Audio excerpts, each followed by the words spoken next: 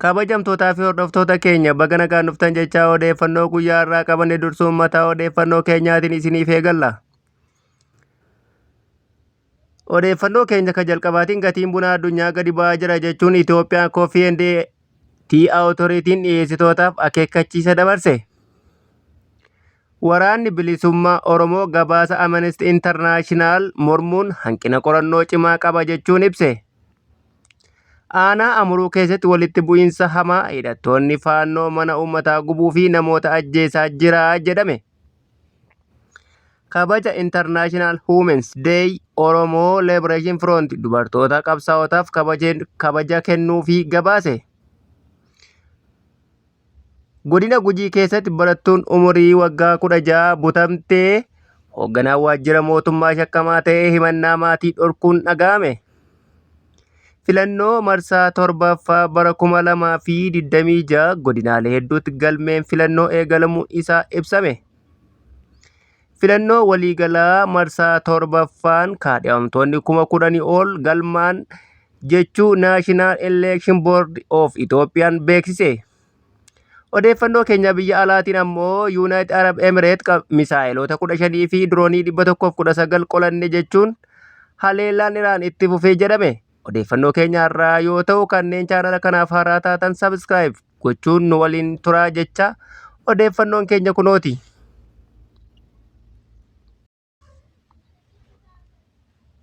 Odeeffannoo keenya kan jalqabaatiin gatiin bunaa addunyaa yeroo gadi bu'aa jirutti Itoophiyaa Coffee and Tea Authority'n dhiyeessitootaaf akeekkachiisa dabarsuun gabaafame. Guraandhala 7 bara 2026 Itoophiyaa Coffee and Tea Authority'n gatiin bunaa addunyaa gadi bu'aa jiru hordofuun dhiyeessitoonni oomisha bunaa kuufatanii jiran hatattamaan gara gabaa akka baasan waamicha dhiyeesse. Ibsa abbaa taayitichaa keessatti dhiyeessitoonni alergitoonnii fi qonnaan bultoonni buna kuufame saffisaan gara gabaa giddu galeessaatti akka dhiyeessan hubachiiseera. Akkasumas gatiin gabaa yeroo ammaa jiru irratti hundaa'uun akka gurguramu taasifamuu akka qabu akeekkachiiseera. Daayirekteerri olaanaa Itoophiyaa Coffee and Tea Authority Addunyaa Dabalaa akka ibsanitti ji'oota lamaan darban keessatti gatiin bunaa idil addunyaa naannoo $4 irraa gara tilmaamaan $2.8tti gadi bu'eera jedhan. Haalli kun itti fufee yoo deeme gatiin bunaa gara $2.5tti gadi bu'uu akka danda'u tilmaamni jiru agarsiisaa jedhan. Kunis qooda fudhattoota daamichaa irratti dhiibbaa dabalataa uumaa jiraachuun ibsameera. Akka ibsa abbaa taayitichaatti bara baajataa kana keessatti Itoophiyaan buna gara meetirik toonii miliyoona 1.5 kan oomishtu yoo ta'u, oomisha kana keessaa toonii 6,000 ol alergiif dhiyeessuuf karoorfamee jedhan. Galiin alergii bunaa kana irraa argamu tilmaamaan $3 biliyoona akka ta'u ergamuu isaa ibsameera. Haa ta'u malee abbaan taayitichaa akka hubachiisetti dhiyeessitoonni tokko tokko buna bara darbee yeroo gatiin isaa olaanaa turetti bitamee kuufatanii akka jiran ibseera. Gatiin gabaa bunaa addunyaa amma gadi bu'aa waan jiruuf buna kuufatanii turuun kasaaraa maallaqa guddaadhaaf saaxiluu akka danda'u akeekkachiiseera. Kanaafis dhiyeessitoonni bunaa isaanii gara gabaa giddu galeessaatti fiduun gatii jabaa yeroo ammaa jiru irratti hundaa'uun alergii akka mijeessan hubachiiseera. Tarkaanfiin kun kasaaraa gabaa irraa mudachuu danda'u xiqqeessuu keessatti akka gargaaru ibsameera. Dabalataanis Itoophiyaan Coffee and Tea Authority'n buna waggaa tokko ol kuusuu yookiin karaa seeraan alaa gurguruuf yaaluun seeraan akka adabsiisu akeekkachiiseera. Gochoonni akkanaa galii sharafa biyya alaa biyyattii irratti miidhaa fiduu akka danda'u ibsameera. Daayirekteerri olaanaa abbaa taayitichaa Addunyaa Dabalaa dabalataan dhiyeessitoonnii fi alergitoonni sirna odeeffannoo ammayyaa fayyadamuun haala gabaa idil addunyaa itti dhiyeenyaan akka hordofan jabeessaniiru. Akkasumas oomisha bunaa addaa kan akkaataa idileetti gabaa addunyaa irratti gatii olaanaa argatu dursa akka kennanis dhaamaniiru. Filannoo waliigalaa marsaa 7ffaa kaadhimamtoonni 10,000 ol galmaa'uu isaanii National Election Board of Itoophiyaan beeksise. Guraandhala 7 bara 2026 National Election Board of Itoophiyaan filannoo waliigalaa marsaa 7ffaa caamsaa 24 bara 2026 gaggeeffamu irratti dorgomuuf kaadhimamtoonni hedduun galmaa'uu isaanii beeksise. Ibsa gaazexeessitootaaf kenname keessatti paartileen siyaasaa 47 irraa kaadhimamtoonni 10,934 filannoo irratti akka dorgoman galmaa'uu isaanii boordichi ibseera. Dabalataanis kaadhimamtoonni dhuunfaa 73 filannoo irratti hirmaachuuf galmaa'uu isaanii beeksise. Akka ibsa dura teessuu boordichaa Melaawwat Warqi Haayiluu kaadhimamtoonni galmaan keessaa namoonni 2,989 mana maree bakka bu'oota uummataatiif kan dorgoman yoo ta'u, namoonni 8,736 immoo mana maree naannoleetiif akka dorgoman ibsaniiru. Boordichi dabalataanis galmeen filattootaa bitootessa 28 bara 2018 akka lakkoofsa Itoophiyaatti irraa eegalee ji'a tokkoof akka gaggeeffamu murteessuu ibseera. Akka ibsa kennametti buufanni filannoo hundi bitootessa 28 hanga eebila tokkootti banaa ta'aa jedhan. Galmeen filattootaa kun karaa dijitaalaa fi qaamaan akka gaggeeffamu ibsameera.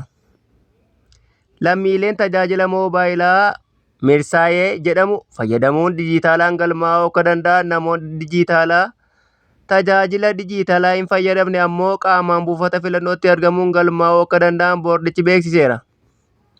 Boordichi akka ibsatti buufata filannoo guutuu biyyattiitti argaman 45,000 keessaa buufataalee 17,000 irratti sirni galmee dijitaalaa hojiirra ooluuf qophiin taasifamaa jira jedhame. Akkasumas lammiin Itoophiyaa kamuu umriin isaa waggaa 18 ol ta'e ji'a 6 naannoo sana keessa jiraatee fi seeraan sagalee kennuu irraa akka hin dhorkamne ta'ee galmeen filattootaa irratti hirmaachuu akka danda'u ibsameera. Dabalataanis boordichi jijjiirraa naannoo fi filannoo fi haala paartiin itti dorgoman ilaalchisee paartii siyaasaa waliin mari'achuuf murtii dabarsuu isaa ibse. Haala dorgommii paartilee madaaluufis sirni magariisaa, keelloo fi diimaa jedhu fayyadamuun ramaduun akka hojjetamaa jiru beeksiseera. Odeeffannoo wal fakkaatuun filannoo marsaa 7ffaa bara 2026 godinaalee hedduutti galmeen filannoo eegalameera jedhame. Itoophiyaa keessatti filannoo marsaa 7ffaa bara 2026 qophiin gaggeeffamaa jiraachuu odeeffannoon ni mul'isa. Jiraattonni godinaalee hedduu akka himanitti galmeen filannoo bara kanaa buufataalee filannoo fi magaalaalee godinaa keessatti dhiyeenyatti eegalamee akka jiru ibsameera. Akka odeeffannoon naannichaa ibsutti galmeen filannoo kun karaa seera qabeessaa fi sirna dijitaalaa fayyadamuun akka raawwatamuuf hawaasni dursee leenjii akka argataa ture himameera. Haa ta'u malee jiraattonni tokko tokko akka himanitti miseensonni paartii mootummaa Prosperity paartii ta'an namoota biroo gara paartichaatti akka galchan dirqama itti kennamee jira jedhu. Odeeffannoon kun akka jedhutti miseensonni paartichaa namoota yoo xiqqaate 5 hanga 10 ta'an yaadaan amansiisanii gara paartichaa akka galchan ajajni itti dabarfamuu himameera.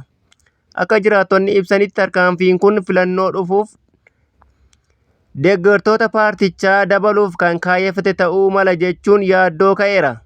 Haa ta'u malee qaamoleen mootummaa dhimma kana irratti ibsa ifaa haga ammaatti hin kennine. Filannoon marsaa 7ffaa kun haala akkamiin akka gaggeeffamu ilaalchisee marii fi hordoffiin hawaasaa keessatti itti fufee akka jiru himameera. Odeeffannoo keenya kabirootiin waraanni bilisummaa Oromoo gabaasa Amnesty International mormuun hanqina qorannoo cimaa qabaa jedhe. Bitootessa 7 bara 2026 waraanni bilisummaa Oromoo gabaasa dhiyeenya baase Amnesty International mormuun akka hin fudhanne ibse. Gabaasni dhaabbatichaa loltoonni waraana bilisummaa Oromoo lixa Oromiyaa keessatti dubartoota irratti yakka quunnamtii saalaa garee raawwatan jechuun himate keessa isa tokko ture. Ibsa miidiyaatti ergeen waraanni bilisummaa Oromoo yakka saalaa dubartootaa irratti raawwatamu kamiyyuu akka ciminaan balaaleffatu ibse. Akkasumas sarbama mirga namoomaa lammiilee irratti raawwatamu qorachuuf qorannoo walabaa guutuun akka gaggeeffamu ni deeggarraa jedhe. Haa ta'u malee gabaasni Amnesty International mata duree namni tokkollee na baraaruu hin dhufne jedhuun bahee hanqina qorannoo fi dogoggoraa hedduu qaba jechuun waraanni bilisummaa Oromoo ibseera. Dhaabbatichi akka ibsa eenyu akka raawwate sirriitti mirkaneessuu akka hin dandeenye waraanni bilisummaa Oromoo ibsa isaa keessatti baaseera. Akka waraana bilisummaa Oromoo ibsetti dubartootaa fi shamarran irratti yakki quunnamtii saalaa raawwatamu yakka cimaadha. Kanaaf warri yakkicha raawwatan kamiyyuu akka seeraan gaafataman barbaachaa ta'uu ibseera. Garuu yakka kana loltoota isaanii irratti fe'uun ragaa gahaa malee sirrii akka hin taane ibse. Waraanni bilisummaa Oromoo dabalataanis gareewwan maqaa waraana bilisummaa Oromoon of fakkeessuun Oromiyaa keessa socho'an akka jiran eeruun Gabaasni sun haala kana akka hin ilaalle ibse. Kana malees miidiyaaleen idil-addunyaa akka The Washington Post fi Reuters akkasumas Ethiopian Human Rights Watch koomishiniin akka ibsanitti namoonni maqaa waraana bilisummaa Oromoon of waamuun badii raawwachaa turan gabaasan ni yaadachiisa.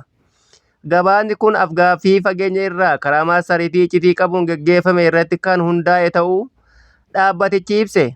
Haalli nageenyaa fi rakkoon quunnamtii naannichaa keessa jiru ragaa sirriitti mirkaneessuun rakkisaa akka ta'e waraanni bilisummaa Oromoo irra deebiin ibseera. Akkasumas gabaasni kun afgaaffii fageenya irraa karaa marsariitii iccitii qabuun gaggeeffame irratti kan hundaa'e ta'uu dhaabbatichi irra deddeebiin ibseera. Gabaasni sun sirna hooggansa waraana bilisummaa Oromoo ilaalchisee odeeffannoo dogoggoraa qaba jechuun morme. Fakkeenyaaf gabaasni ajajaa 5 akka jiru kan jedhu yoo ta'u, waraanni bilisummaa Oromoo garuu ajaja 8 Oromiyaa keessatti akka qabu ibseera.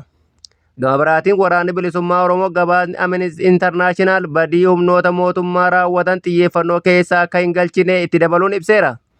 Odeeffannoo United Nations irraa eeruun sarbama mirga namoomaa Itoophiyaa keessatti waggoota darban keessatti galmaa'e keessaa hedduun humnoota mootummaa kan akka raayyaa ittisa biyyaa, poolisii fi milishotaan akka raawwataman ibseera. Dhuma irratti waraanni bilisummaa Oromoo gabaasni Amnesty International akka haqamuu fi mala qorannoo isa sirrii qorannoo walabaa akka gaggeeffamu gaafateera. Gabaasni dhaabbatichaa torban kana bahe dubartoota hedduu ragaa kennuu irratti kan hundaa'e yoo ta'u, dubartoonni kunneen akka himanitti loltoonni waraana bilisummaa Oromoo lixa Oromiyaa keessatti dirqamaan salquunnamtii raawwachuu, gudeeddii garee fi garbummaa saalaa irratti isaan saaxilaniiru jechuun himataniiru. Mootummaan Government of Itoophiyaan waraana bilisummaa Oromoo garee shororkeessitootaa jalatti ramadee jira jedhan. Waraanni bilisummaa Oromoo garuu murtii kana akka hin fudhanne ibsee waggoota dheeraaf mootummaa federaalaa fi humnoota mootummaa naannoo Oromiyaa waliin lola gaggeessaa jira jedhe. Odeeffannoo keenya kabirootiin godina Horroo Guduruu Wallaggaa aanaa Amuruu keessatti walitti bu'iinsa hamaa hidhattoonni faannoo mana uummataa gubuu fi namoota ajjeesaa jiru jedhame. Odeeffannoon aanaa Amuruu irraa ba'aa jiru akka mul'isutti hidhattoonni Amaaraa kan faannoo jedhaman edda galgala karaa ganda siidaa seenanii gara iddoowwan Siree Baar, Biloo fi Mogoo jedhamanitti socho'uun manneen uummataa gubuu, qabeenya saamuu fi namoota ajjeesaa turuu jechuun gabaafame. Hanga ammaatti lakkoofsi namoota du'anii ifatti hin beekamne ta'us namoonni hedduun akka ajjeefaman odeeffannoon ni mul'isa. Gabaasni naannichaa ibsutti ganamaarraa illee hidhattoonni kunneen karaa Biloo gara Dhummuugaa deemuun manneen gubaa akka jiran himameera. Sababa kanaan uummanni hedduun sodaan mana isaanii irraa baqachuun gara magaalaa Amuruu deemaa akka jiran ibsameera. Gama biraatiin waraanni mootummaa naannicha keessatti bakka warra Beeraa jedhamutti qubatanii akka jiran jedhamee himamaa jira. Ta'us wanta ta'aa jiru kana keessatti harka akka qaban shakkiin jiraachuun odeeffannoon ni mul'isa. Torbee darbe keessa ganda Walaagee keessatti walitti bu'iinsa milishaa fi hidhattoota Oromoo Liberation Army gidduutti uumamee ture. Walitti bu'iinsa sana keessatti milishoonni mootummaa 7 akka du'an gabaafamee ture. Akka odeeffannoon naannichaa ibsutti walitti bu'iinsa kanaan walqabatee namni kaabinee mootummaa naannoo jedhamuun beekamu tokko Fiqiruu Toleeraa jedhamu kan ganda siidaa irraa ta'e duraan uummata sodaachisuun faannoo isinitti waamnee isin fixna jechuun hawaasa sodaachisuun dubbachaa ture jedhameera. Amma garuu jechi sun dhugoomaa jira jechuun namoonni naannichaa ibsa isaanii keessatti himaa jiru. Haalli nageenya aanaa Amuruu keessatti hammaachuun uummanni baqannaa keessa akka jiru odeeffannoon ni mul'isa.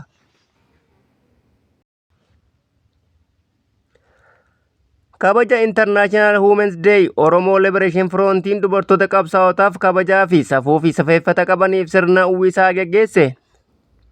Damee dubartootaa fi daa'imman Oromoo Liberation Front yookiin adda bilisummaa Oromoo guyyaa dubartoota addunyaa yookiin International Women's Day kabajaa jiru sababeeffachuun dubartoota qabsoo Oromoo keessatti gumaacha guddaa taasisaa turan kabajuun sirna addaa geggeesseera.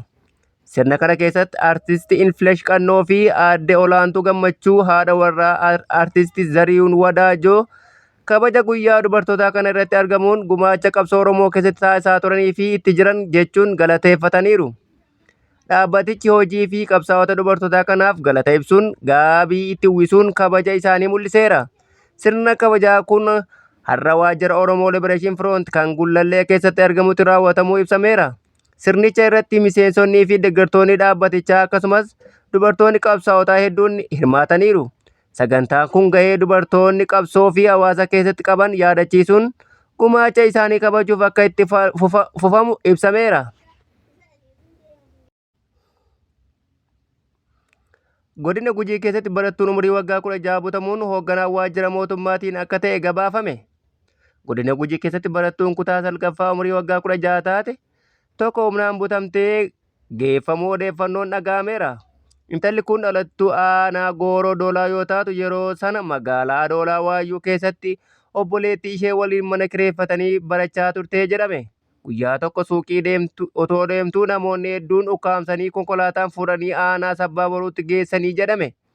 Odeeffannoon naannichaa akka ibsutti namni ishee bute nama waajjira mootummaa godina keessaa waajjira albuudaa keessatti hoogganaa ta'e tokko akka ta'e himameera. Namni kun umurii gara waggaa 50 akka ta'ee fi duraan dhukkuba HIV/AIDS'n qabamuun dhibee kanaaf daawwaa fudhachaa turuun himachuunis odeeffannoon bahe ni mul'isa. Maatiin shamarree kanaa himata dhiyeessanis himannaan isaanii sirnaan akka hin dhaga'amnee fi dhimmi sun cufamuu isaa himu.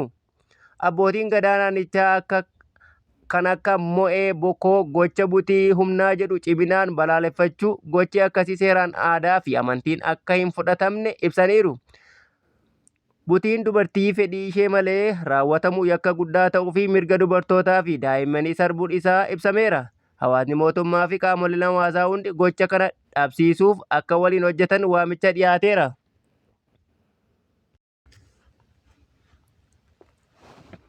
Odeeffannoo keenya biyya alaatiin Yuunaayitid Arab Emireet misaa'ilota Iraan 15 fi diroonii 119 qolachuu beeksifte. Haleellaan Iraan itti fufee jiraachuun dhaga'ameera. Yuunaayitid Arab Emireet har'a qofaa misaa'ilota bilaastikaa 15 fi dirooniiwwan hedduu itti dhukaafaman qolachuu akka dandeessu beeksifte. Akka ibsa mootummaa biyyattii ibsutti dirooniiwwan 121 gara biyyattii dhukaafaman keessaa 119 qilleensa irratti rukutamanii kufifamaniiru jedhu. Dirooniiwwan 2 ammoo daangaa biyyattii keessatti kufuu isaanii ibsameera. Gama biraatiin Iraan karaa dura biyyoota ollaa irratti dhukaasuun dogoggora ta'uu ibsuun dhiifama gaafattee turte.